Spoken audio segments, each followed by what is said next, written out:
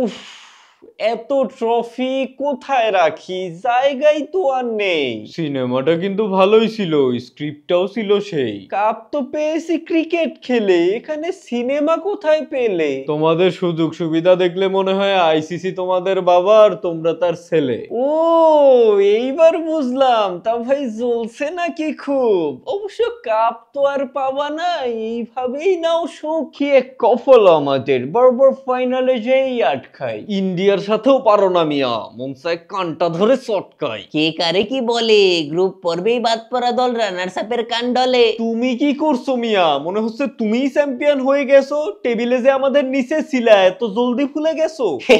এমন ভাবে বলছো যেন এটাই তোমাদের অর্জন, টেবিলের নিচে না থাকলেই হলো, কাপ করে দিছো বর্জন। অনেক দিনের শখ ছিল সার্কাস দেখতে যাব, কে জানতো দুই জোকারকে দেখে এইখানেই সেই স্বাদ পাবো। হ্যাঁ, জোকার তো পুরো দুনিয়াকে তোমরা বানাচ্ছো, স্ক্রিপ্টেড সিনেমাকে টুর্নামেন্ট বলে চালাচ্ছো। বুঝলাম না, একটা আন্তর্জাতিক টুর্নামেন্ট তোমাদের কাছে সিনেমা কিভাবে লাগে? আমাদের দেশে খেলতে আসো নাই কেন সেইটা বলো আগে। তোমাদের দেশে যে মরবো নাকি, আমার কি জানের মায়া নাই? বাকি দলগুলো কি সব মরে গেছে নাকি? কিছু বলার আগে একটু ভাই বাউনিও ভাই। ভাবা ভাবির কাজ তোমরাই করো, আমরা কাপ নিয়ে অনেক ব্যস্ত। হ্যাঁ, পরে টুর্নামেন্টে কি কি সুবিধা নিবা সেইটাও ঠিক করে রাখো, এইবারের সুবিধা নেওয়া শেষ তো। কিসের সুবিধা সুবিধা লাগাইছো? কি সুবিধা নিছি?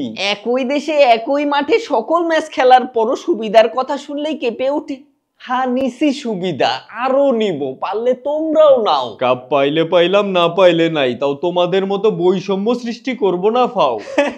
চাইলেও পারবা না, কারণ আইসিসি চলে টেকায়, আমাদের আছে আমরা ঢালি, আমাদেরকে ঠেকায়।